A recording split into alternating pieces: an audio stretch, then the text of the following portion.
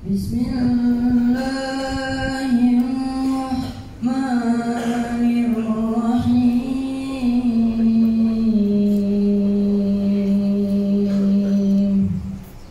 Oh iya. Mana ya buat itu? Buat apa sih namanya? Mati sendiri. Wasari'u Mati sendiri. ila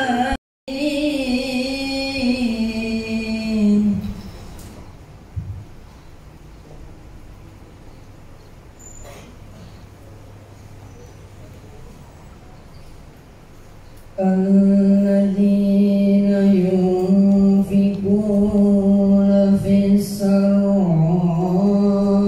wad-dharra'i wal kazimin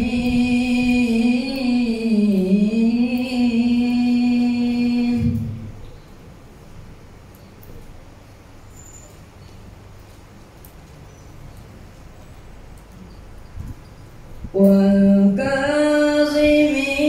الغيظ والعافين عن الناس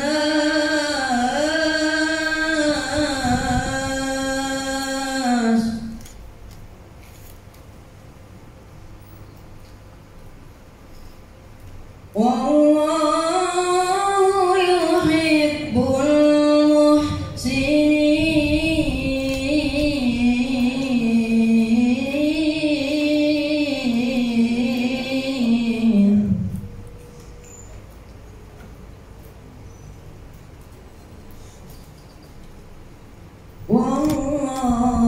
والله يحب المحسنين صدق الله العظيم والسلام عليكم ورحمة الله وبركاته.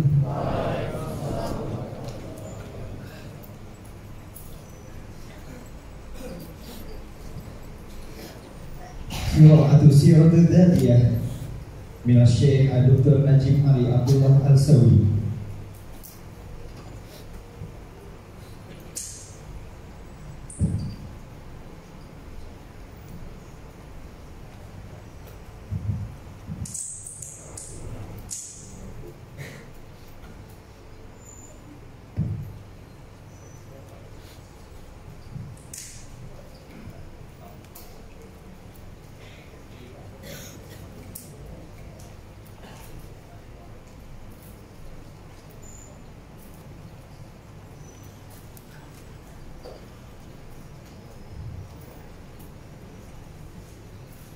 Nadwatul ilmiyah ma'a Syekh Dr. Najib Ali Abdullah Al-Sawi wa Syekh Dr. Hasbisin tastamiru biha ila riyasatil jalsah Al-Ustaz Muhammad Fahmi Isbili.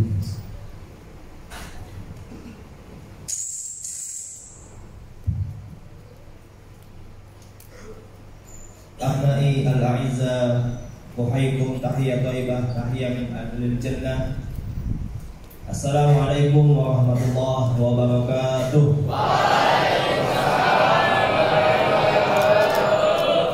Alhamdulillah bari nasar wa khaliqil lawhi wal qalam. Ahmaduhu ta'ala ala man insana ma lam ya'lam. Asyhadu an la ilaha illallah wa asyhadu anna Muhammadan abduhu wa rasuluh. Allahumma shalli wa sallim ala sayyidina Muhammad wa ala ali sayyidina Muhammad amma ba'd. Baik. Alhamdulillah fi hadha sabahil bakir qadarna ala ihtifal fi hadha al-masjid al-jami' al-mubarak insyaallah. Wal an laqad jaa baina aydina dhaifuna al-karim, dhaifuna min baladin ba'idin, yani Syekh Hasbisin wa huwa jaa min Turkiya lakin yaskun fi Indonesia, balagha ila 21 sana wa hadha janibi, yani Syekh Hasbisin wa kana Turkiya wa tazawwaja bi mar'atin shalihatin jamilatin Indonesia. Insyaallah Syekh Hasbisin hada mahirun fil lughah al-Indonesia. Betul Hasbi. Insyaallah. Baik. Wa aidan janibu Syekh Hasbisin wa Syekhuna aidan Syekh Najib Ali Abdullah As-Sudi Al-Yamani wa kana min baladin ba'idin aidan Yaman baladun alladhi turidu antum tastamiruna dirasatakum hunaka. Sorry. Alaysa kadzalik? Manyamin an yastamir dirasatahu ila Yaman ya faliat.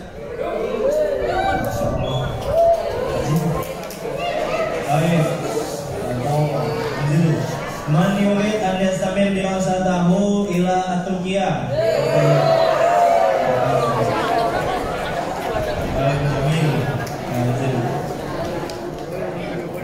La yajuz jamu bayratain mamnu ala istawa ya akhi. Imal Yaman imatu ya Obama fi baccalaureus di Turkiya summa ila magister fi Yaman. Kata tamam mumtaz. Baik, insyaallah باذنillah sawfa yudihukum fi hadzal majlis al-karim al-azim Syekhuna al-karim Syekh Najib wa aidan Syekh Hasbi Sen. Baik, qabla kulli syai' nurid an nubayyin an tafsiliyati hadzal ma'had yani ma'had al-Ridha Sentul yani Sentul binisbah ila mantiqah Sentul Madinah Saghira dakhil min Madinah Bogor. Summa fi hadzal ma'had yani yadrusuna fi 500 طالبا صحيح وهذا الذي يستعمل السطرة وهم يعني طلاب فصل الخامس والسادس يعني سيتخرجون عن قريب وهم يتخصصون بالسطرة حتى تنظرون إليهم وسوف تلتقي به معكم في اليمن. Nah, baik. Wa aidan fi hadzal ma'had yani bada ta'sis mundu 2012 al-an balagha al-umr ila 19 sana. Wa aidan nahnu fi hadzal ma'had naqumu bi manhaj ahli sunnah wal jamaah aidan min haitsu dirasah nahnu narji ila manhaj yani kulliyatul muallimin al-islamiyah min ma'had Daris al-Guntur. Tamam.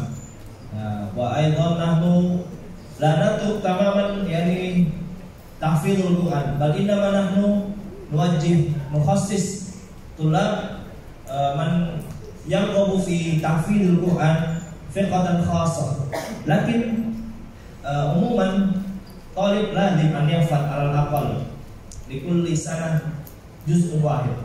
Nah, baik, ana urid an as'al man yahfad juz'un minal Qur'an juz'un wahidun minal Qur'an fa'liya man yahfad juz'un wahidun minal Qur'an. Siapa yang hafal 1 juz dari Al-Qur'an boleh angkat tangan. Antum hafal juz 30 apa enggak? Boleh angkat tangan. Angkat tangannya. Man yahfad juz'un wahidun minal Qur'an. Sahih. Kita akid.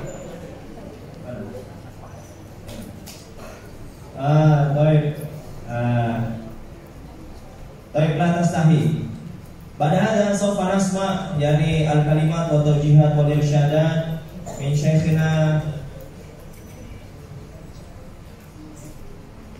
yani min syekhina Syekh Najib Ali Abdullah As-Sudi Al-Yamani dan rubama tulqi al-muhadarah bil lughah basitah al-arabiyyah wa antum tasma'una kalamahum ana la utarjim illa ba'da nihayatil kalam. Summa kama huwa bil ams ba'da nihayatil muhadarah sawfa tas'al ba'dukum musta'idun? Nah, baik. Takut la tanas ya akhi. Ya la tanas wala tanas. Ya insyaallah hada yufidukum lil mustaqbalikum. Wa al-an nufaddilukum syekhuna bitawjih al-irsyadat wal kalimat ila tujabina siyadatukum.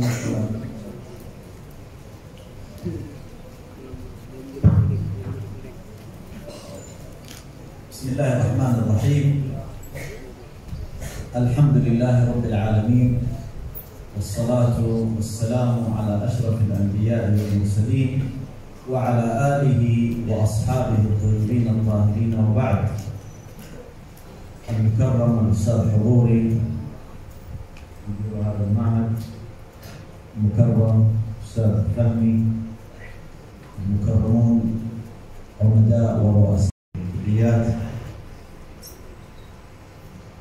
المكرمون الأساتذة الكرام الأفاضل، أبنائي طلاب المعهد جميعا، السلام عليكم ورحمة الله تعالى وبركاته. وعليكم السلام ورحمة الله وبركاته. أنا سعيد جدا اليوم وأنا أجلس معكم وأرى هذه الوجوه الطيبة، هذه الوجوه النيرة من طلاب العلم في معهد الرضا سنتر.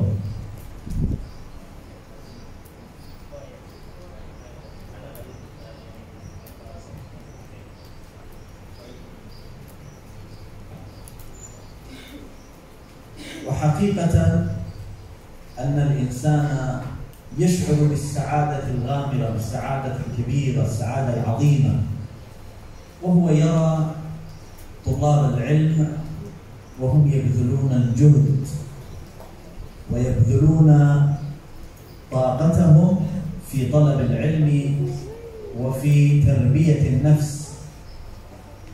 وأبشركم يا أبنائي ويا إخواني الأساتذة أن هناك بشرى لكم، ليست مني، وإنما هي بشرى من الرسول محمد صلى الله عليه وسلم. أما البشرى التي هي خاصة بكم أيها الأساتذة فإن الرسول صلى الله عليه وسلم قد جعلكم خير البشر، فقال: خيركم من تعلم القرآن وعلمه. أما بشارتكم أنتم أيها الطلاب فهي كذلك بشارة من الرسول محمد صلى الله عليه وسلم، عندما قال: 7 يظلهم الله تحت ظله يوم لا ظل إلا ظله، من هؤلاء 7 شاب نشأ في طاعة الله. فأنتم والحمد لله فضل من الله ونعمة من الله وكرم من الله أن يسر لكم هذا المعهد، فتطلبون العلم فيه فتنشأون فيه في طاعة الله. والشاب إذا نشأ في طاعة الله جعله الله يوم القيامة في ظل عرشه يوم لا ظل إلا ظله. نسأل الله سبحانه وتعالى أن نكون جميعا تحت ظل عرش الرحمن. أبنائي الأعزاء، أبنائي الأحباء،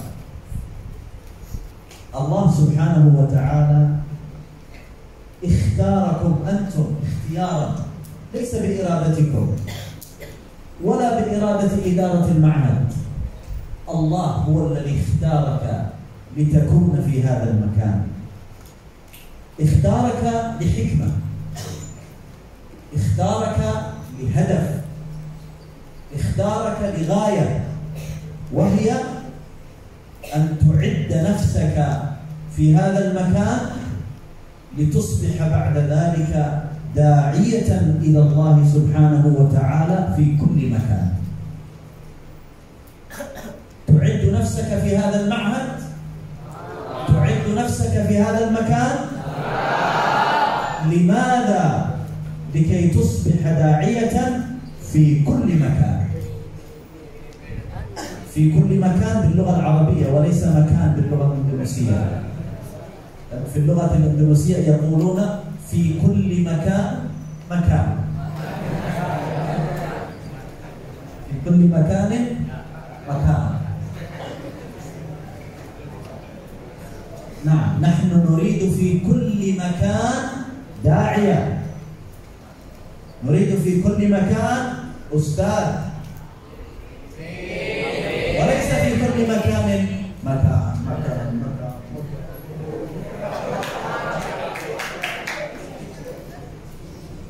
إذن ماذا يجب علي كطالب علم في هذا المعهد؟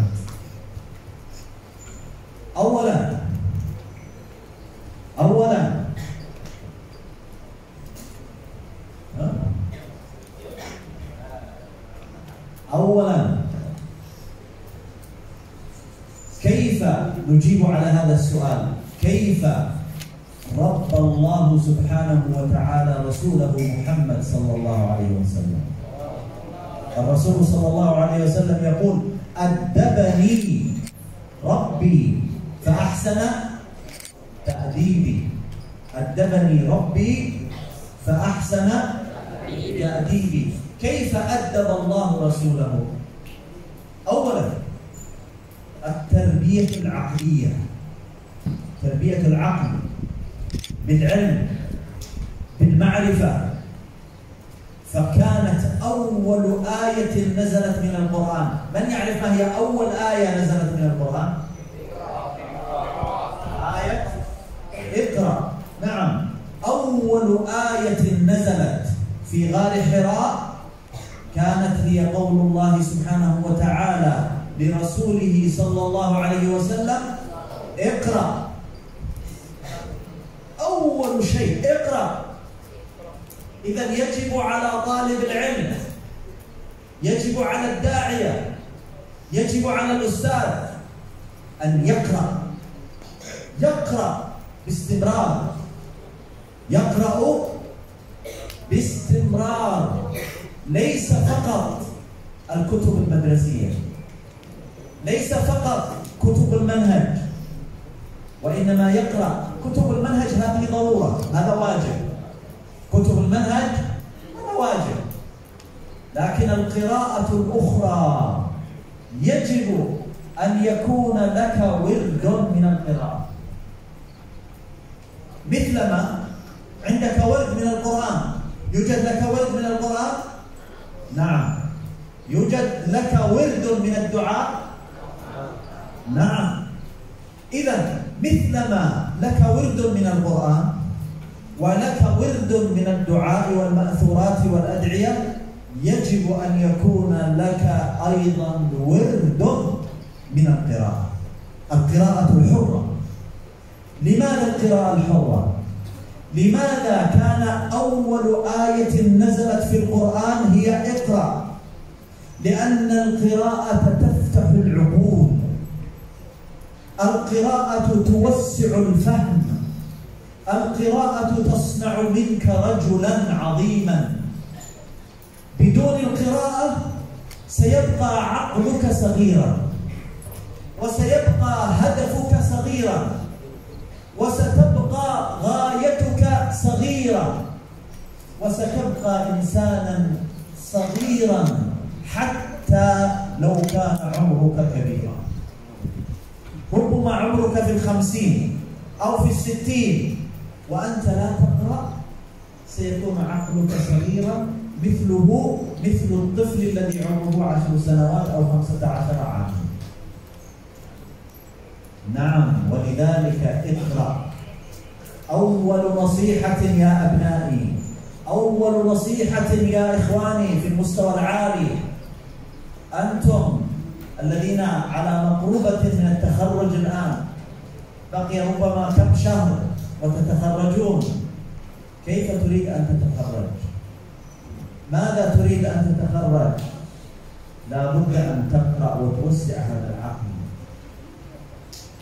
يكون لك في كل شهر اختر كتيب صغير مثل هذا، اختر كتيب صغير. المهم أن تقرأ. ماذا تقرأ؟ لا يهم ماذا تقرأ، المهم اقرأ. عود عقلك على القراءة. هل تستطيع أن تقرأ هذا الكتيب في شهر؟ نعم أستطيع في شهر كامل. إذا قرأت تقريبا في كل شهر كم كتابا في السنة؟ كم كتابا في السنة؟ 12 كتابا. 12 كتابا. كم كتابا في 10 سنوات؟ في 10 سنوات. قلم، إذا لابد من الكتابة. العلم في الكراس، اكتبوا، وليس في الرأس، لأن العلم الذي سيدخل في الرأس سينسى، سننسى. ولذلك قال الشاعر: العلم صيد والكتابة قيده. قيد ثيابك.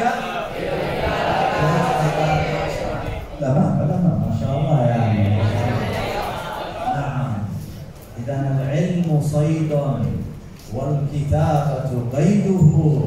قيد ثيابك بالحبال الواثقة. قيد العلم بالكتابة، اكتب. ولذلك الذي علم بالقلم علم الإنسان ما لم يعلم. تريد أن تتعلم ما لا تعلم؟ تريدون أن تتعلموا ما لا تعلمون؟ إذا عليكم بالقراءة والكتابة. القراءة والكتابة. اقرأ واكتب ما الذي تعلمته.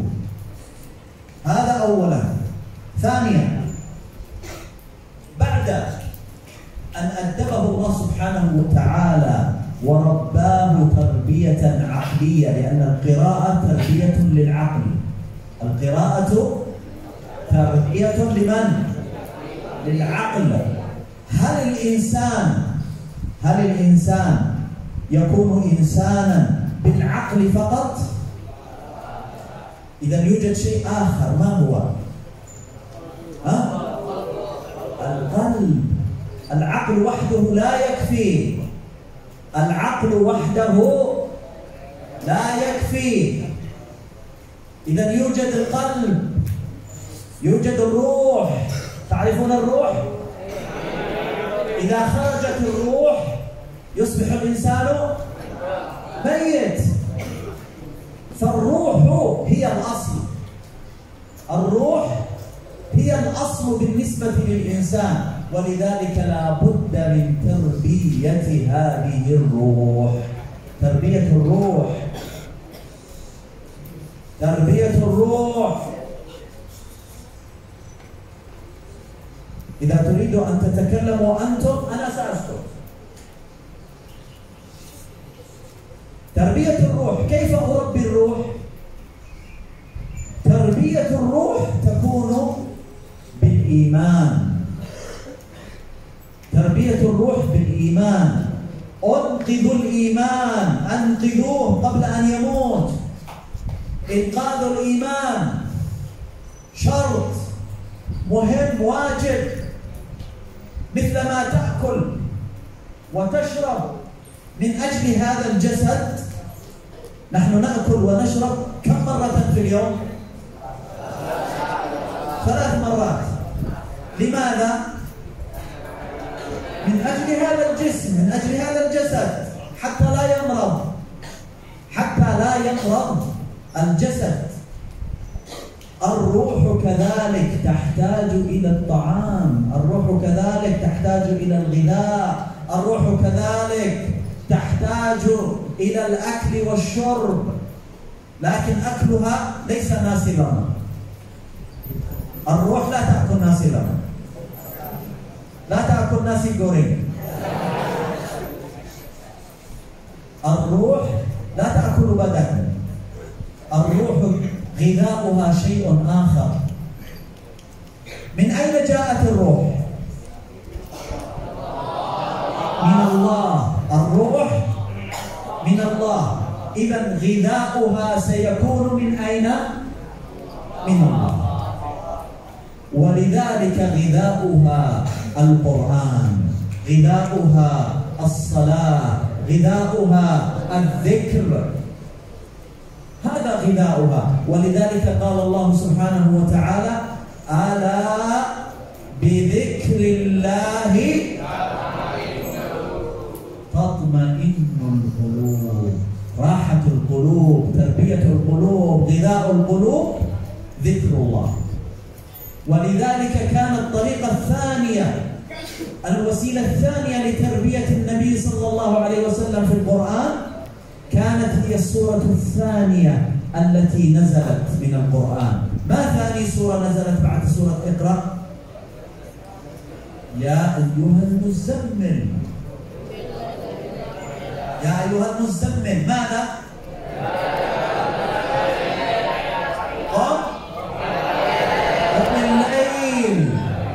قم الليل نصفه أو زد عليه.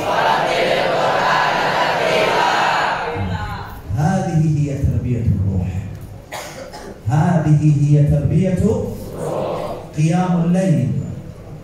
قم الليل، صلي حتى ركعتين، صلي حتى ركعتين في الليل، ورتل القرآن، اقرأ القرآن، واذكر اسم ربك وتبتل. إذا الذكر، اذكر الله، أكثر من ذكر سبحان الله والحمد لله ولا إله إلا الله والله أكبر، أكثر من قول لا حول ولا قوة إلا بالله. نكثر من هذا الذكر مثلما كان نبينا محمد صلى الله عليه وسلم يفعل.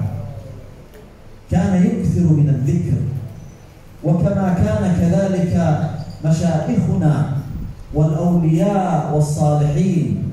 وأنا اليوم سأحدثكم فقط عن ولي وعن شخص واحد، شيخ واحد جاهد في الله حق الجهاد، وأنقذ الله سبحانه وتعالى به تركيا من الكفر ومن الشرك.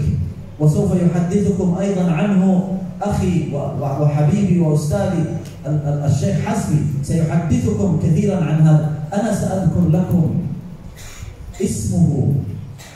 اسمه بديع الزمان، بديع الزمان سعيد النورسي. هذا الرجل، هذا الإمام، هذا العالم، هذا الولي، هذا الصالح، كانت تركيا في زمنه يريدون لها أن تخرج من الإسلام. في عهد أتاتورك العلمانية كان هناك حرب على الإسلام وحرب على الإيمان، فمنعوا كل شيء له علاقة بالدين، منعوا كل شيء له علاقة بالإسلام، حتى هذه الطاقية التي تلبسونها. تنظرون هذه الطاقية التي تلبسونها، لو كان يلبسها واحد في تركيا كان يذهب به إلى السجن، يسجن. لماذا يلبس طاقية؟ إذا لبس هذا الثوب الذي يصلي به، ثوب الصلاة، يسجن، يمنع أن تلبس ملابس إسلامية، يمنع، ممنوع أن تقرأ باللغة العربية، ممنوع أن تقرأ القرآن، ومن يقرأ القرآن أو يصلي سيسجن. ولذلك أستاذنا وشيخنا سعيد النورسي سجن 4 مرات، ونفي في مكان بعيد ويبقى لوحده، يعيش لوحده، لا يزوره أحد ولا يتكلم معه أحد، ممنوع الزيارة، ممنوع أن يبقى معه أحد. ومع ذلك كتب هذه الرسائل وأرسلها إلى طلابه سرا، فحافظوا على إيمانهم، حافظوا على إسلامهم، إلى أن أصبحت تركيا اليوم رمز لمن؟ رمز للإسلام ورمز للمسلمين. اليوم الدولة الوحيدة التي يمكن أن تقف مع الإسلام هي تركيا وأندونيسيا، تركيا وأندونيسيا. بقية دول الإسلام ساكتة، حتى الدول العربية مع الأسف الشديد الكل ساكت، يهان الرسول صلى الله عليه وسلم ويهان القرآن وتغتصب أراضينا وتهان مقدساتنا والكل ساكت. فنسأل الله سبحانه وتعالى أن يوفقنا وإياكم إلى ما يحبه ويرضاه. الوسيلة الثالثة وأختم بها بعد روحيا، فأنت الآن جاهز للدعوة. قم فأنذر وربك فكبر وثيابك والرجز ولا تمنن ولربك إذا أنت الآن جاهز للدعوة، فيجب أن تهتم بمظهرك، ثيابك فطهرها، الرجز الأشياء القذرة، الأوساخ، الأوزار، الآثام، الذنوب اهجرها، ابتعد عنها. وفي طريقك اصبر لربك فاصبر. هذه هي طرق الدعوة، وهي طرق الأولياء والصالحين، بداية من نبينا محمد صلى الله عليه وسلم إلى أن تقوم الساعة. هذا هو طريق الدعوة، وهذا هو منهج الدعوة، وهذا هو طريق الصالحين والدعاء. أسأل الله سبحانه وتعالى أن يوفقني وإياكم إلى ما يحبه ويرضاه، وجزاكم الله خيرا. وسأترك المجال لأخي وشيخي الأستاذ حسبي، سيحدثكم باللغة الإندونيسية، لأنه قد تأندس يعني أصبح إندونيسيا. نعم، تأندس أي أصبح إندونيسيا. بارك الله فيكم. والأستاذ حسبي سيحدثكم عن رسائل النور وعن الأستاذ سعيد المرسي. بارك الله فيكم. طيب، كيف حالكم؟ How are you today? Di hao? Di Shenzhen?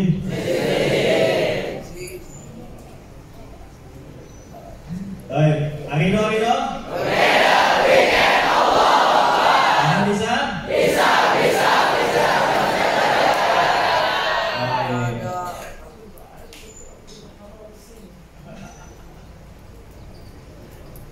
Baik. Alhamdulillah, jazakumullah khairan jazaa ya Syekh Haji ala muhadaratikum di hadal munasabah. Yani asal di Aruki Pak Istimbat. Assalamualaikum. Baik, boleh semuanya didengarkan beberapa istimbat yang saya catat. Pertama, tentunya manusia harus selalu merasa bahagia, yaitu dengan mereka giat dalam belajar. Ya. Ada kabar baik, busyra itu kabar baik dari bagi talibul ilmi dari Rasulullah SAW, bahwa Allah Subhanahu Wa Taala memuliakan para talibul ilmi. Dengan adanya ma'had ini, para talibul ilmi dimuliakan. Di antara hal lainnya, talibul ilmi itu akan dimuliakan pada hari kiamat. Tentunya untuk tahu ayatnya, ya fa'illahu ladzina amanu minkum walladzina utul ilma, yang akan dinaikkan derajatnya para talibul ilmi. Kemudian Allah memuliakan antum semua ada di pondok ini dengan hikmah dan tentunya ada tujuan, yaitu di masa depan untuk menjadi dai kepada Allah Subhanahu Wa Taala, mengajarkan ajaran Islam kapanpun dan dimanapun. Yang beliau harapkan di setiap tempat itu ada dai, bukan dikuli makanin makanan, tapi di setiap dikuli makanin dai. Maka sebagai talibul ilmi ada beberapa hal yang perlu dipersiapkan. Di antaranya ada tarbiyatul akli, pendidikan akal.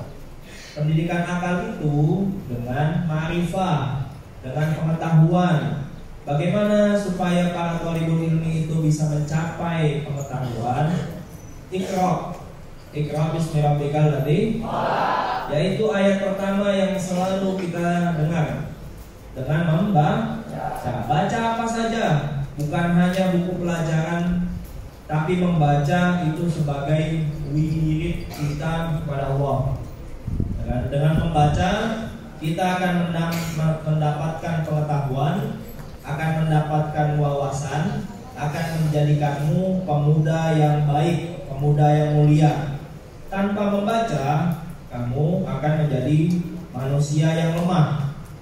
Harus membaca paling tidak, tadi beliau menunjukkan satu buku kecil, satu buku 1 bulan. Ya, lampu kan? Maka kalau sudah lulus kelas 6, ya, ada berapa buku? Bisa lebih dari 60 buku di luar buku pelajaran. Kemudian ikra wa uktub, sesudah membaca harus ditulis. Akal saja tidak cukup. Nah, ini beliau lanjut ke yang perlu dipersiapkan hal yang kedua, yaitu tarbiyatul ruh. Setelah akal, maka yang dipersiapkan adalah tarbiyatul ruh, pendidikan ruh, jiwa. Ya. Dengan apa? Dengan iman. Ya. Ruh juga butuh makanan, tapi makanannya bukan nasi lemak. Tahu nasi lemak? Nah, bukan nasi goreng, ya. Tapi tarbiyatul ruh itu, mendidik ruh itu dengan qiyamul lail, dengan membaca Al-Qur'an, ya, dengan amalan-amalan yang baik. Nah, beliau menyambung selanjutnya akan dijelaskan nanti oleh Syekh Hasbisen tentang salah satu ulama besar di Turki. Ya, mungkin aku pernah baca bukunya itu Badiuzzzaman Said Nursi. Ya, beliau yang banyak melawan ilmaniyah, sekuler. Sekulerisme itu yang memisahkan antara kehidupan duniawi dengan kehidupan agama. Jadi kalau ada orang pergi ke tempat ibadah bisa dipenjara pada saat itu di Turki. Nah, Said Badiuzzzaman Said Nursi ini bahkan sampai 4 kali dipenjara, bahkan sampai tidak boleh dikunjungi. Kemudian ketika beliau di penjara, beliau menulis buku, yaitu Badiuzzzaman Said Nursi menulis buku. Nah, dari buku-bukunya itu kemudian disampaikan kepada para murid-muridnya. Akhirnya sekarang banyak risalah nur istilahnya itu. Kemudian setelah tadi 2, tarbiyatul akli dan tarbiyatul ruh, maka kita sudah harus naik level selanjutnya, yaitu kumfa'an buka dari akhir ayat. Jadi bangun wahai pemuda, saatnya untuk berdakwah, ya, untuk berdakwah dengan tadi bekal tarbiyatul akli dan tarbiyatul ruh. Insyaallah sudah siap untuk berdakwah. Baik, coba boleh digaungkan lagi nih semangatnya. Amin, amin.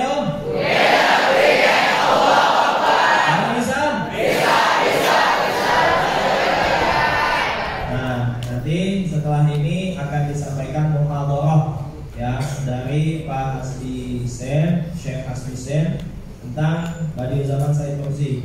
Insyaallah nanti beliau akan memberikan hadiah menarik bagi yang baik.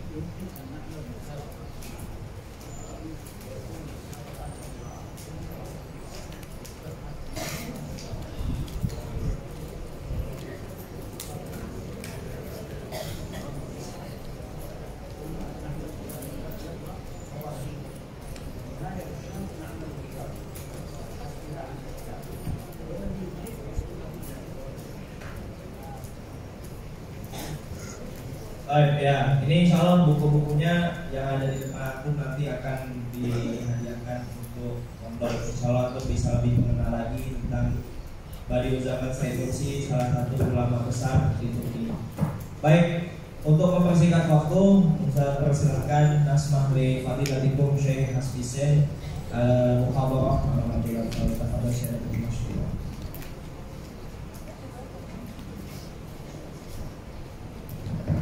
Assalamualaikum warahmatullahi wabarakatuh. Waalaikumsalam warahmatullahi wabarakatuh.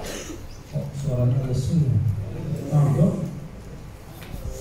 Ngomong lagi sana. Kurang kedengaran.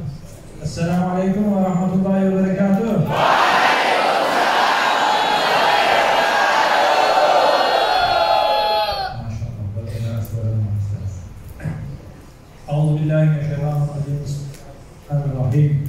Alhamdulillahi rabbil alamin.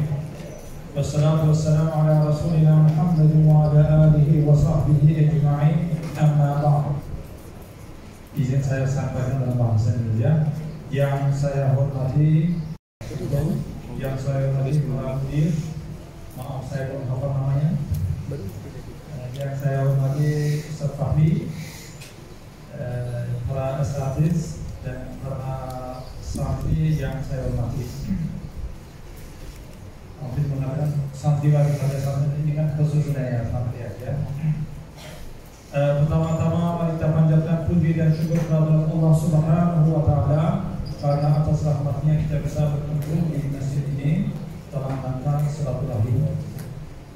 Salawat sudah salam kita sampaikan kepada Nabi Muhammad sallallahu alaihi wasallam.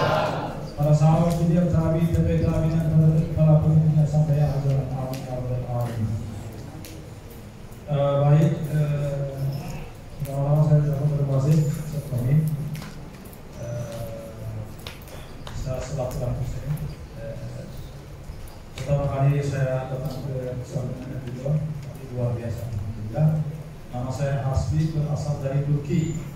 Tapi ini Turki asli, bukan Turki keturunan kidul ya. Ada juga keturunan kidul, bukan Turki asli. Sudah 21 tahun di Indonesia, ya. 5 tahun tinggal di Palembang. Tapi sekali kuliah dapat 2 gelar. Nah, Ustaz, sekali kuliah dapat 2 gelar S2, S3. Nah, jadi dapat S2 sekaligus juga dapat istri dari Palembang.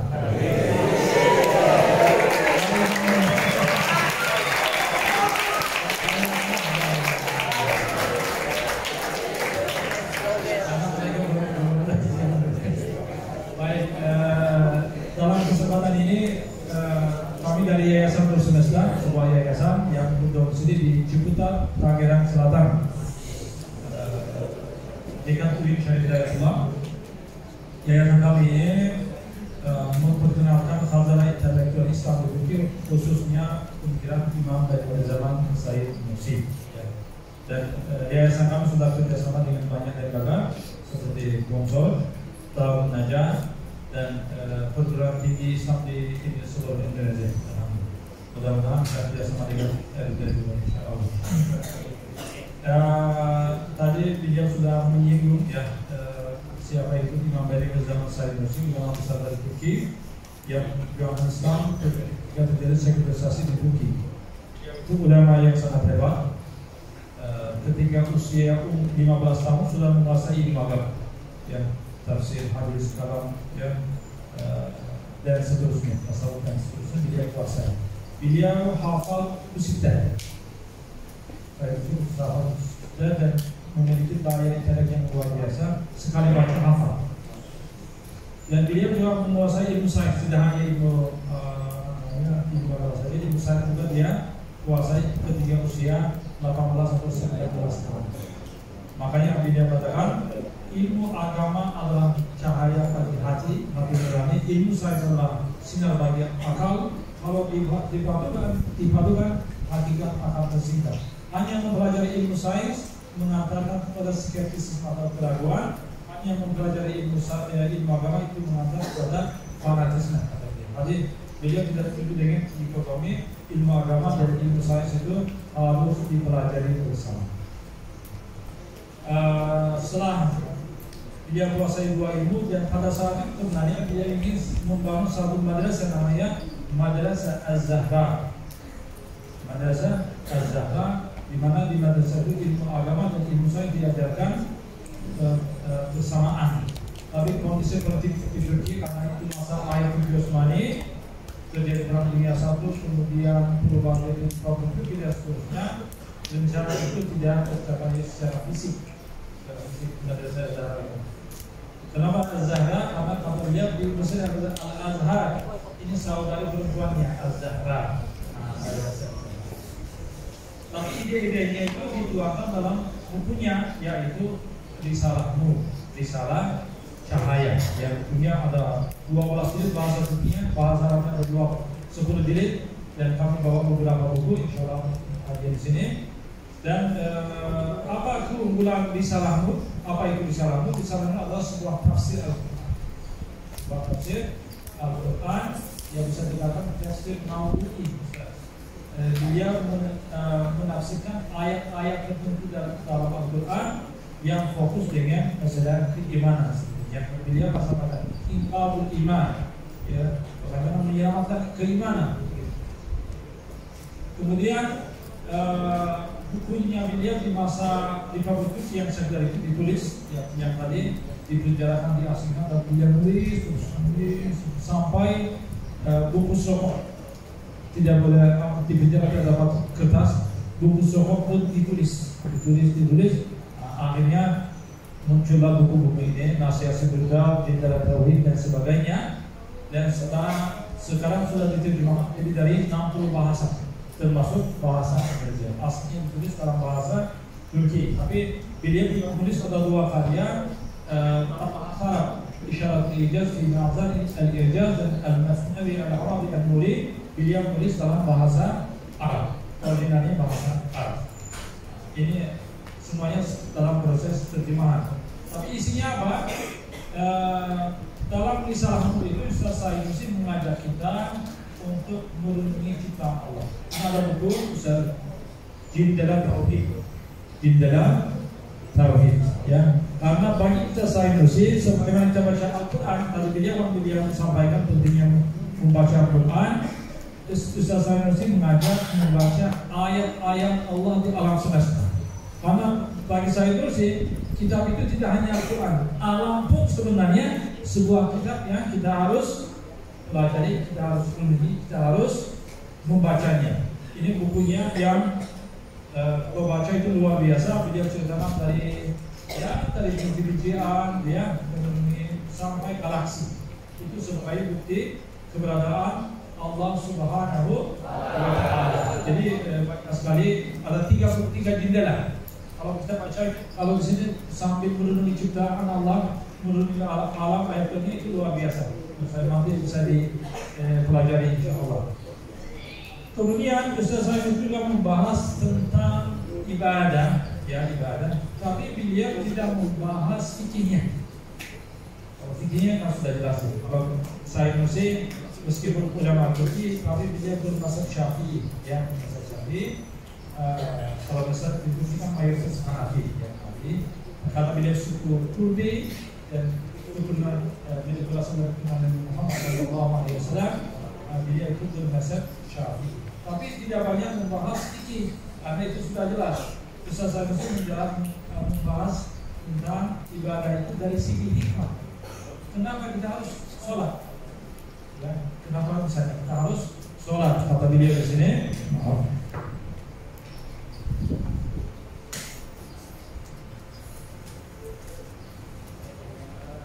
Saya izin baca sedikit aja, biar tahu.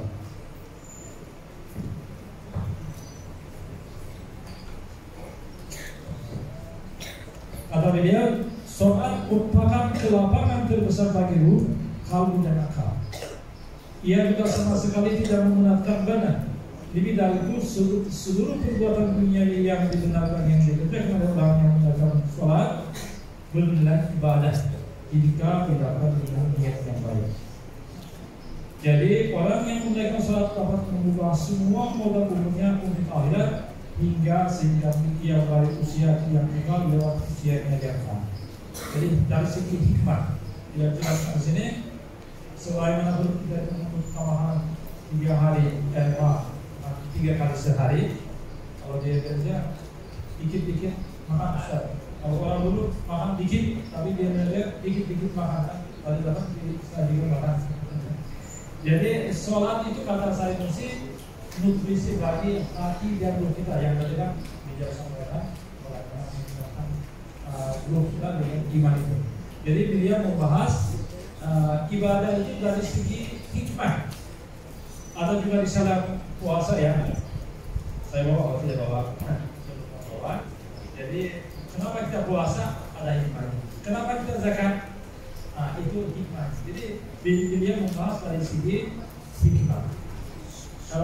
Berikutnya pembahasan yang beliau sampaikan dalam risalah mengatakan Al-Quran ya. Ada buku Mu'jizat Al-Quran. Jadi 40 aspek pemujizatan Al-Quran. Beliau membahas balaghah, ya, balaghah Al-Quran, sistematika Al-Quran, korelasi ayat, ya, munasabah ayat, terus kitabah, gitu ya.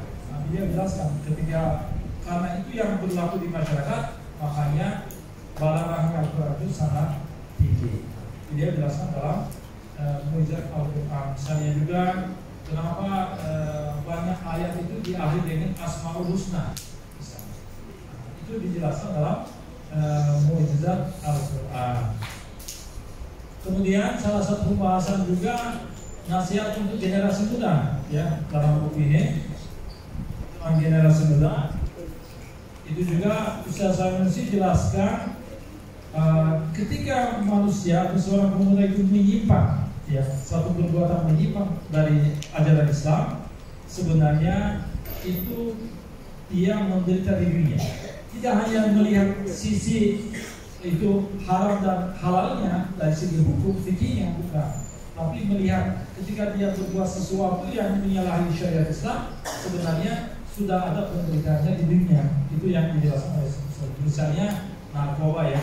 Orang yang menggunakan narkoba hukumnya apa? Ya, sekarang. Tapi ketika orang menggunakan narkoba itu, dia menderita di dunia juga kan? Menderita. Ya, ada kejatuhan, ada rehabilitasi dan seterusnya. Nah, semua yang sesuatu yang di dalam agama, ya, agama Islam, ada konsekuensinya di dunia sebenarnya. Itu dijelaskan oleh Ustaz Sanusi di tuntunan generasi muda. Dan ada satu tema yang sangat menarik juga, ikhlas dan ukhuwah. Jadi di sini juga ada buku ikhlas dan ukhuwah. Ini pedoman bagi mungkin bagi kita para calon dai, ya. Kalau ini buku ini pernah dibilang oleh Kang Habib. Tahu Kang Habib? Siapa itu? Habibur Rahman Al-Shirazi. Dia menulis sebuah novel tentang Said Nursi, judulnya apa? Api Tauhid. Pernah baca Api Tauhid? Ada yang baca? Belum, ya? Berarti belum sampai di sini. Nanti kita buat utama aja. Jadi karena itu Habibur Rahman Al-Shirazi pernah bedah buku ini, kata beliau Said Nursi adalah dokter umat. Dokter umat. Kenapa? Ya, perselisihan yang terjadi di antara umat Islam apa dan solusinya apa? Ada dalam buku ini. Makanya dia pernah bedah, dia bilang Ustaz saya itu dokter umat. Mau tahu isi bukunya? Mau? Baca. Nanti dia sudah baca, ya. Jadi harus baca. Insya Allah setelah baca bisa tahu isinya. Intinya Ustaz saya bisa menyampaikan bahwa dalam apa yang kita kerjakan itu harus berdasarkan pada keikhlasan, ya, keikhlasan. Mungkin salah satu apa namanya sila atau apa di sana, sila atau kalau di kota ada 5 panca jiwa, ada 5 itu salah satunya itu keikhlasan, itu sama juga.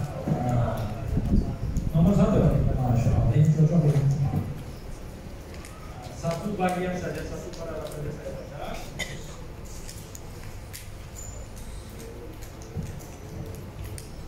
Dan buku Ikhlas ini oleh murid-murid Said Nursi itu harus dibaca 2 minggu sekali.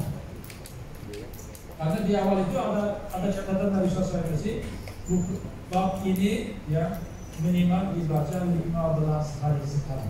Harus dibaca. Kenapa? Karena keikhlasan itu, salah satu poinnya Ustaz Said Nursi menyampaikan.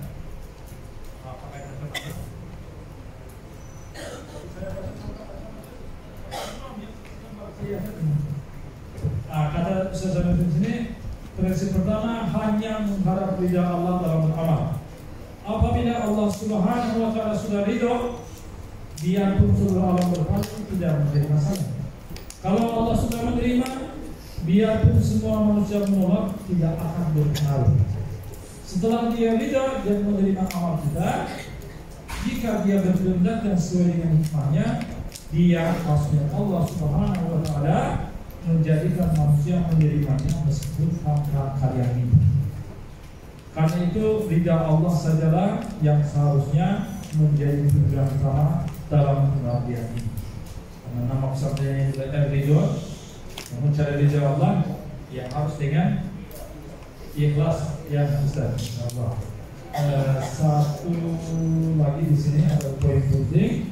Di sini juga ada 7 faktor perpecahan dan cara mengatasinya sebetulnya, tapi panjang kalau ini. Panjang. Ada satu poin lagi di sini. Ustaz saya masih menyampaikan bahwa jika engkau menginginkan banyak pahala ukhrawi, mau banyak dapat pahala akhirat, mau? Ya, engkau harus berlaku ikhlas dan menjadikannya sebagai landasan amal. Kemudian jadikan ridha Allah sebagai tujuan satu-satunya dalam beramal, agar semua ucapan baik yang keluar dari lisanmu menjadi hidup dan tersebar di angkasa dalam nuansa ikhlas dan niat yang tulus, sehingga bisa sampai ke telinga para makhluk Allah di atas yang tak terhitung banyak. Jadi ketika kita ucapkan dengan ikhlas, yang mengenal itu tidak hanya manusia saja sebenarnya, makhluk Allah yang lain juga, jin misalnya, bisa tetap malaikat pun bisa dengar kalau kita sampaikan dengan ikhlas. Dengan begitu berarti engkau telah menghindari mereka dan mendapatkan imbalan pahala yang berlipat-lipat. Sebab ketika engkau misalnya mengucapkan Alhamdulillah, dengan izin Allah ucapan itu akan ditulis jutaan kata Alhamdulillah, baik kecil maupun besar di angkasa. Yang penting disampaikan dengan ikhlas, ya itu tidak hilang. Itu tidak hilang. Itu juga salah satu tema dalam risalah Nur. Barangkali cukup ya. Jadi masih banyak tema-tema yang lain ya dalam risalah Nur itu, ada iman, prinsip, kesempurnaan dan sebagainya itu. Tapi buku-buku kecil ini fokus dengan satu topik misalnya ikhlas, mujizat Al-Quran, tuntunan generasi muda dan seterusnya. Mudah-mudahan sebagaimana tadi Syekh juga sampaikan bahwa mungkin ada beberapa kerjasama, misalnya satu buku satu bulan bisa dibacain, dipelajari, dibedah dan sebagainya. Mudah-mudahan bisa kita lakukan. Barangkali itu ada yang bisa saya sampaikan dalam kesempatan ini. Kalau ada kesalahan dan kurang saya mohon maaf, dan kepada Allah saya mohon ampun. Wabillahi hidayah. Wassalamualaikum warahmatullahi wabarakatuh. Waalaikumsalam warahmatullahi wabarakatuh. Baik. Lagi soal lain?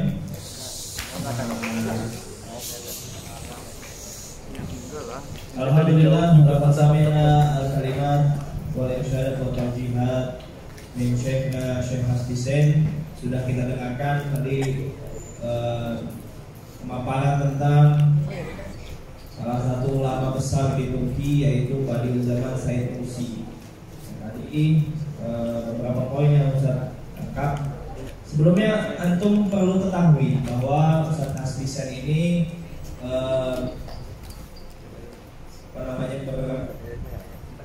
mengurus di Yayasan Nur Semesta di Ciputat. Jadi nanti kelas 6 atau antum lagi liburan, kalau lewat daerah Ciputat ada Yayasan Nur Semesta, silahkan mampir ke sana. Mau beli buku tentang Badiul Zaman Said Nursi, mau tanya-tanya Turki, silahkan boleh langsung ke Yayasan Nur Semesta di Ciputat.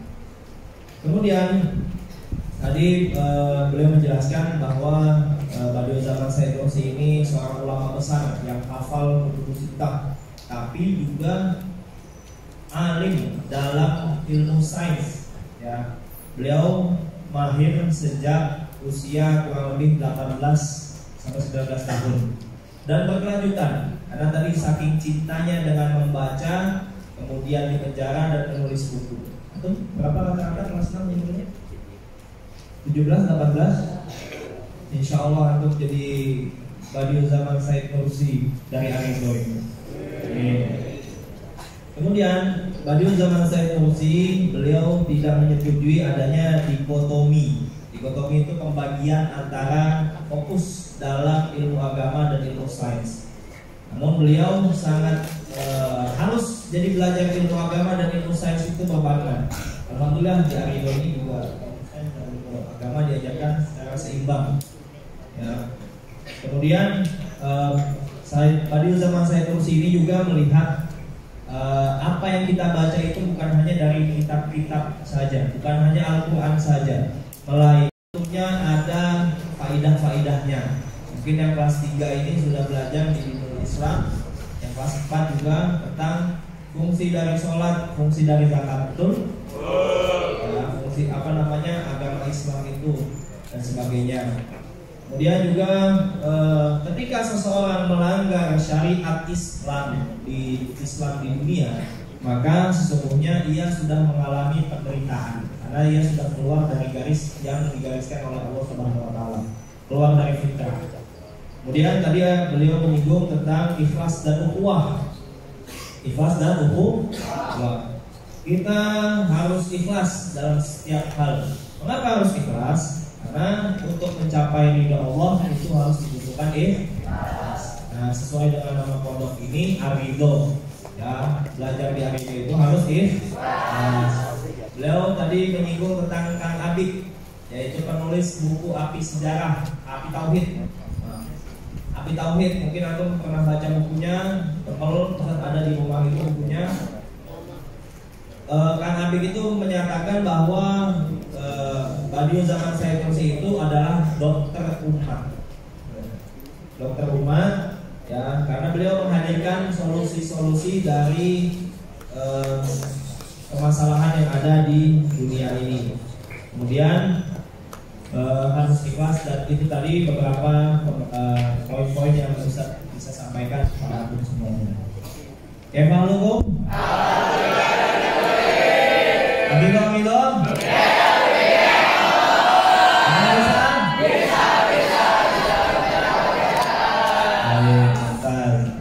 Ya, baik, Aidin wa Naim.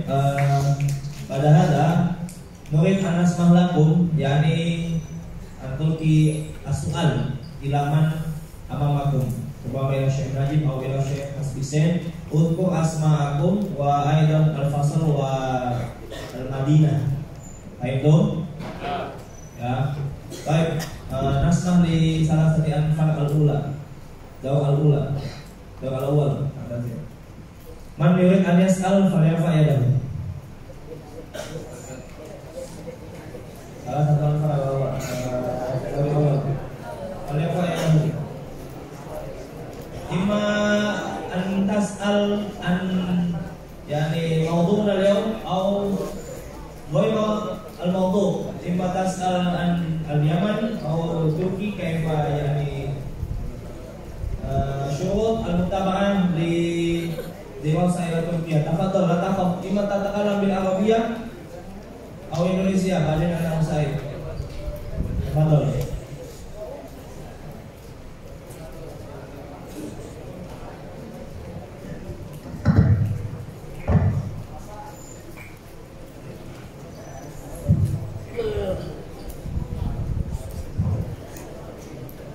Bismillahirrahmanirrahim. Ismaili al-Arif al-Nafsi, Ismi Abdul Fadli, Jalastu Fisaris B, Ja'a Jitu min Madinatin Qoribin min hadal mahad, yakni Gunung Budri. Ini soal wahyun, uridu an as'alakum an kaifiyati kaifa narbutu aw wasil ilmana ad-diniyah bi teknologi di hadal zaman kama ra'ayna tataqaddama al-gharbiyah masalah min Amerika atau Aruba di hadal zaman di teknologi. Syukran. Silakan baca soal. Syekh Hasbi atau Syekh Najib.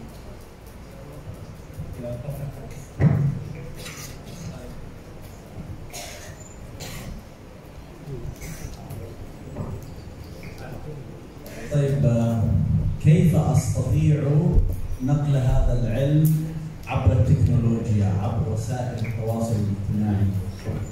الآن صحيح يوجد كثير من وسائل التواصل الاجتماعي، يوجد التيك توك والسناب والفيسبوك والواتساب والتليجرام والانستغرام كل هذه وسائل التواصل، وأصبح الوصول سهل. إذا عندك جهاز تليفون يمكن وأنت في هذا المكان الجميل تجلس في مكان جميل ثم تصور نفسك لمدة مقطع لمدة دقيقتين بشكل تخاطب فيه الشباب. أي مرحبا يا شباب، اليوم أنا من معهد الرضا سنتون سأحدثكم عن، وتختار موضوع من الموضوعات ثم تنشره في التيك توك، في الواتساب، في السناب، في أي مكان. ستنظر أن كثير من الناس سيبدأون يشاهدون. تستمر بطريقة جذابة مناسبة للشباب. أحيانا نحن كبار السن لا نستطيع أن نخاطب الشباب بالطريقة التي تناسبهم، لكن أنتم الشباب تعرفون كيف تخاطبون نفس الجيل، نفس الشباب في أعماركم. فيمكن بهذه الطريقة يكون عندك صفحة في اليوتيوب أو في السناب أو في التيك توك وتنشر. بعد سنة ستجد أن الذين يتابعونك ربما يزيدون عن 1,000,000، فيكون دعوة في سبيل الله.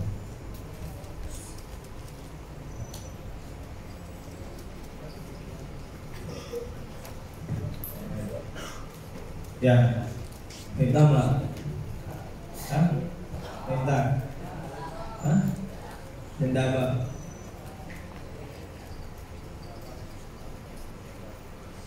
جذابة يعني بطريقة مناسبة تجعلهم ينتبهون، وليس أول ما يشوف الفيديو يترك الفيديو، يعني شيء يجذبه يجعله يشاهد.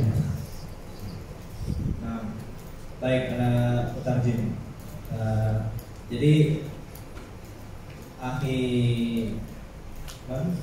Nabil ini bertanyalah Nabil tentang bagaimana menghubungkan tentang teknologi dengan ilmu agama, kan? Kemudian beliau Syekh Najib menjelaskan bahwa kemajuan teknologi saat ini bisa digunakan, dimanfaatkan untuk mengembangkan nasr, untuk menyiarkan ilmu agama. Ketika bertemu dengan Facebook, Instagram, antum bisa mengatakan marhaban ya akhi, analan fi mahadil itu sudah merupakan bagian dari mensiarkan agama, karena yang disiarkan ini adalah tempat yang baik, tempat yang bagus untuk belajar. Maka dengan itu nanti akan bertambah pengikut antum, akan bertambah followernya dan sebagainya, sehingga pentingnya ilmu teknologi, kemajuan teknologi itu tidak disia-siakan dengan istilahnya gaptek, ya kan? Gaptek itu apa? Kurang update teknologi. Ya, seperti itu tadi beliau menyampaikan. Yang tanya lagi, Ayah Nabil. Ayo.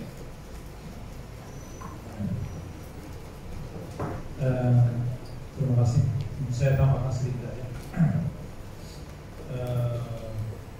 Ilmu agama ada kaitannya dengan teknologi. Kalau sekarang kita sebut dengan milenial ya, jadi generasi sekarang memang lahir dan bisa dengan gadget ya, gadget, HP, kecuali anak-anak pesantren barangkali ya, karena sangat dibatasi. Lalu keluar dari setelah pas pesantren juga mereka juga menggunakan semacam ada sudah ada kecanduan HP. Orang kan memanfaatkan itu untuk orang belajar agama. Misalnya sederhana saja yang kami lakukan, misalnya yang setiap pagi saya kirim pesan ke Ustaz Fakih, dalam 5 menit kita bisa sebarkan satu pesan agama ya. Berapa ini kutipan ya, atau dakwah gitu, bisa kepada ribuan orang. Tinggal dengan di WhatsApp siaran misalnya ada bagian siaran bisa catat 250 orang sekali tekan terjadi 256 orang, atau grup WhatsApp yang macam-macam begitu dengan mungkin usaha yang sangat kecil ya, tapi bagi waktu 10 menit saja Tapi yang bahan yang disiapkan itu bisa tersebar ke ribuan orang. Tadi contoh YouTube, buat video dan sebagainya itu memang ini wasilah dakwah, dan itu harus dilakukan. Kalau tidak dilakukan, ya karena yang merusak sudah banyak. Itu yang isi sebenarnya. Begitu ya. Dakwah harus dilakukan melalui media juga. Jadi pentingnya mengisi sosial media dengan konten-konten yang baik sehingga itu diisi dengan kebaikan-kebaikan, jangan sampai ada telah kosong diisi oleh yang tidak baik. Ya, baik dong jamian. Baik. Semua, kelas ambil. Baik. Semua asani man, yurid as'al. Asmalakum. Salah satu anfal dari Allah. Mana yang kaya? Bila kau Indonesia lah bahasa ya akhi. Kafa, ayo.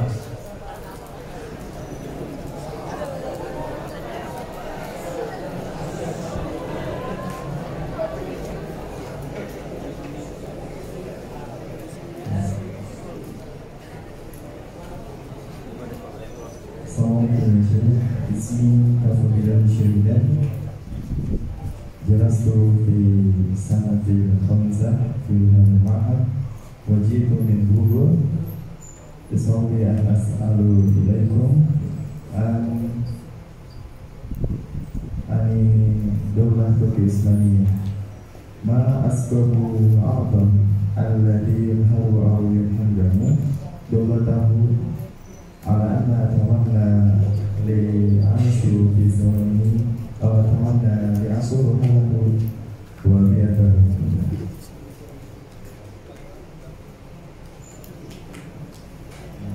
Afan akan nanya tentang Daulah Turki Utsmaniyah, sebab hancurnya atau runtuhnya Turki Utsmani ketika zaman tersebut. Apa sebab yang lebih besar sebab runtuhnya kesultanan tersebut? Padahal saya pernah berharap untuk hidup di zamannya, untuk merasakan gimana zaman Islam ketika merdeka di zaman itu.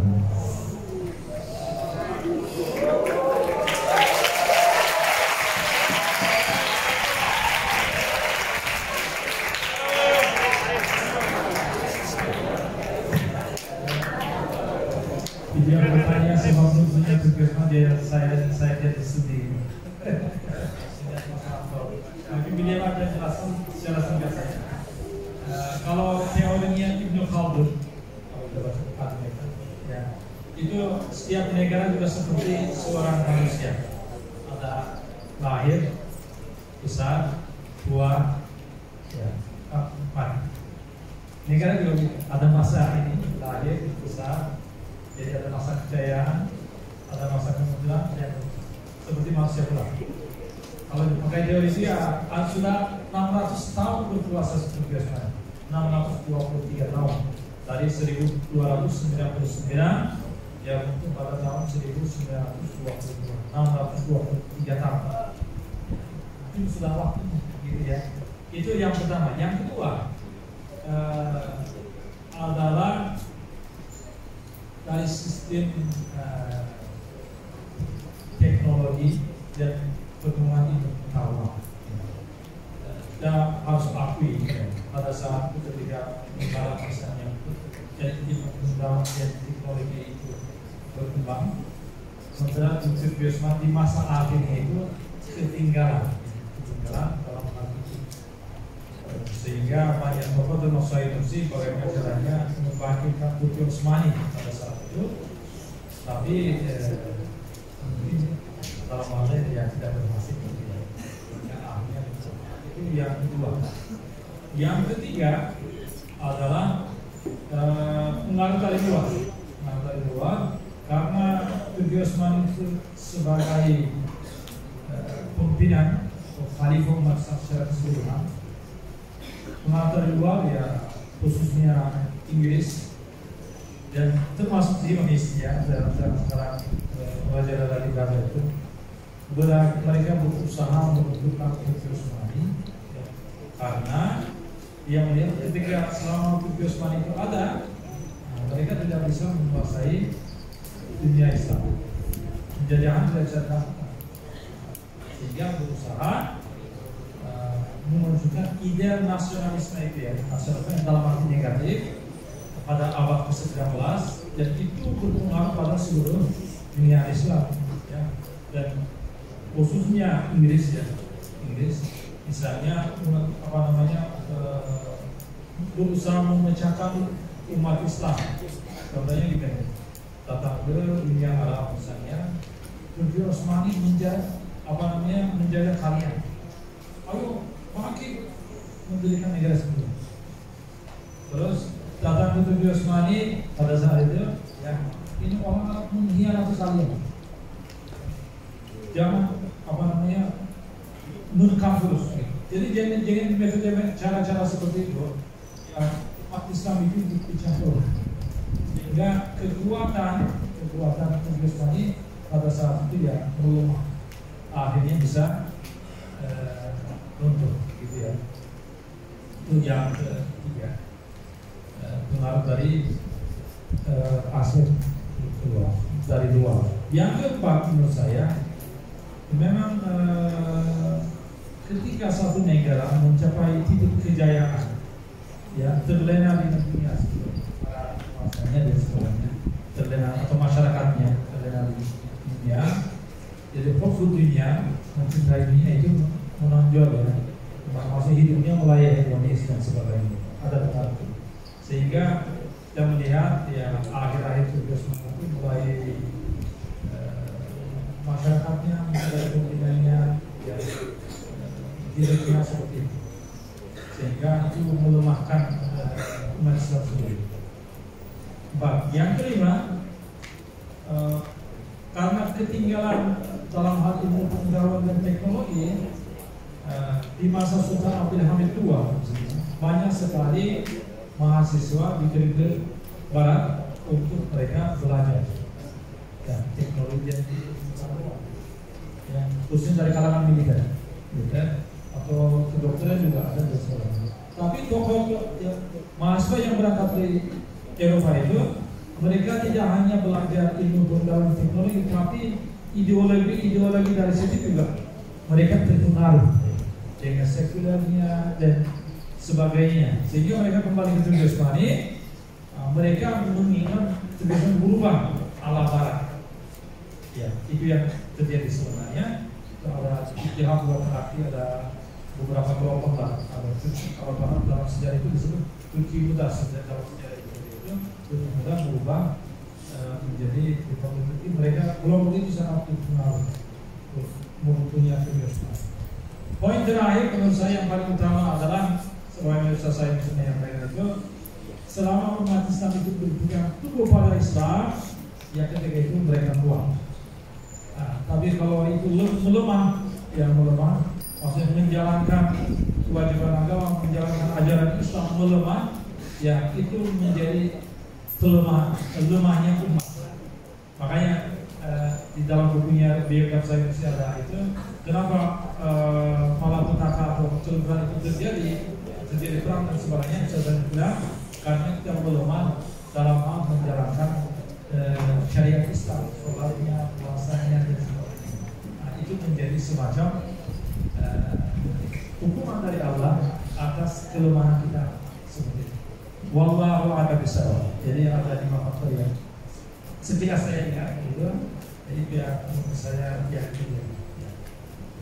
Baik, terima kasih.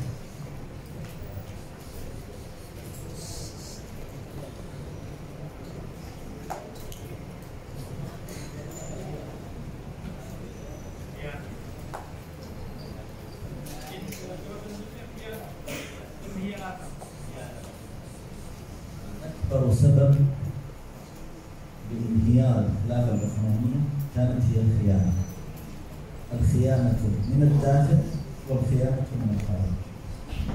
كانت يعني الذين كانوا في البلاد العربية في ذلك الزمن بريطانيا وأوروبا استطاعوا أن يقنعونهم ضد الخلافة فخانوا الخلافة، وكانت ظهر الخلافة العثمانية البلاد العربية، فخانوا فكانت سبب لسقوطها، والخيانة أيضا من الداخل. فإذا كانت الدولة متماسكة ولا يوجد فيها خيانة من الداخل ستبقى متماسكة، مثلما الآن في غزة. Ya, jadi poin pentingnya beliau menyampaikan khulasoh dari sebabnya runtuhnya Daulah Bani Turki Utsmani, ya, yaitu adanya pengkhianatan dari dalam dan dari luar. Makanya kalau kata Kiai Hasan itu maju mundurnya suatu lembaga dari internal. Nah, ini adanya pengkhianatan dari dalam maupun keluar yang menyebabkan Turki Utsmani itu runtuh. Selebihnya nanti akan baca lagi kitab-kitab yang ada supaya lebih jelas. Gitu. Baik, kelas wajib. Baik. Bagi wahid, mana wid? Lalu yujad. Mana toib kaza? Ayo, ada toib fasrobi. Mungkin. Ada.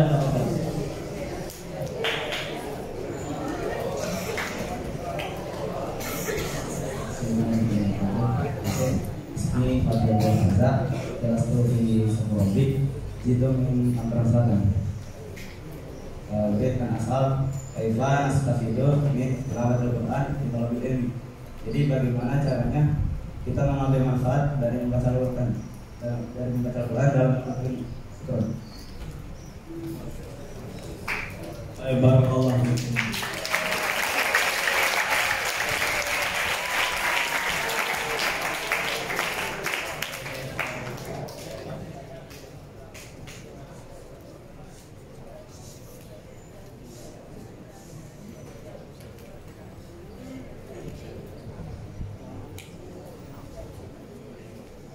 كيف نستفيد من قراءة القرآن في طلب العلم؟ أولا التدبر، الفهم والتدبر. كيف أفهم؟ أنا أندونيسي والقرآن لغته عربي وأنا لست ممتازا في اللغة العربية، إذا لا فائدة، لا يوجد فائدة. خذ آية واحدة في اليوم، آية واحدة في اليوم، ثم انظر ما معناها، ما ترجمتها في لغتك، افهمها، احفظ هذه الآية. إذا يوجد فيها أمر نفذ هذا الأمر، إذا يوجد فيها نهي ابتعد عن هذا النهي. ثم بعد ذلك اليوم الثاني آية أخرى، اليوم الثالث آية أخرى، تحفظ الآية وتفهم معنى الآية وتتدبر في الآية. في سنة واحدة سيكون عندك 365 آية، 365 آية، يعني ممكن سورة البقرة كاملة 285 و 286 ونصف سورة آل عمران في سنة، بتدبر بحفظ وبفهم، وهكذا تستفيد من القرآن إن شاء الله.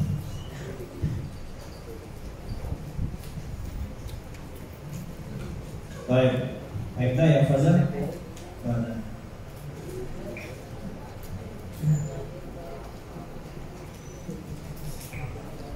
Baik, tamam, mumtaz. Jadi tadi Faza ini menanyakan bagaimana memahami ayat Al-Quran supaya berhubungan dengan talibul ilmi, betul ya? Nah, ada kaitannya ayat Al-Quran dengan belajar. Pertama, kita sebagai ajnabi ya yang tidak berbahasa Arab, berbahasa Indonesia, harus memahami dulu ayat-ayat dalam Al-Quran. Setelah dipahami, kemudian ditadabburi.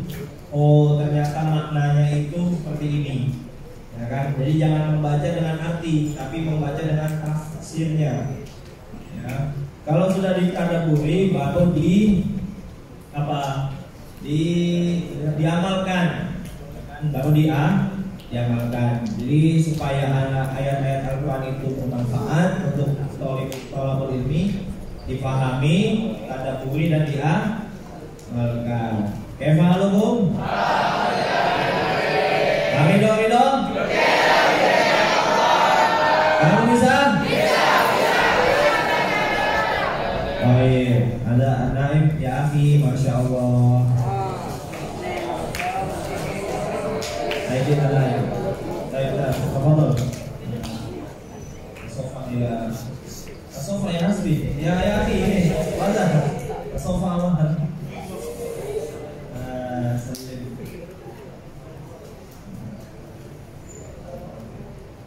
Baik. Tentu muhadarahuna naktafi fi hadha wa raji ila ra'isul jalsah wa akhir hadal kalam wa astaghfirukum billahi taufiq wal hidayah wa ridwan wal hidayah. Assalamualaikum warahmatullahi wabarakatuh.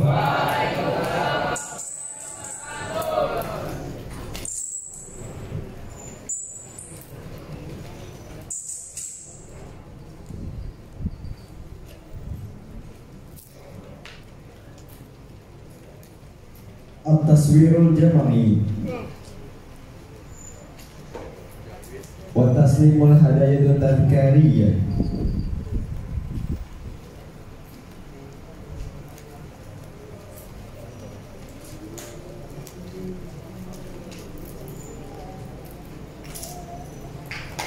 Min Ma'had Ridha Sendul ila Syekh Dr. Najib Ali Abdullah As-Suli wa Syekh Dr. Hasbi.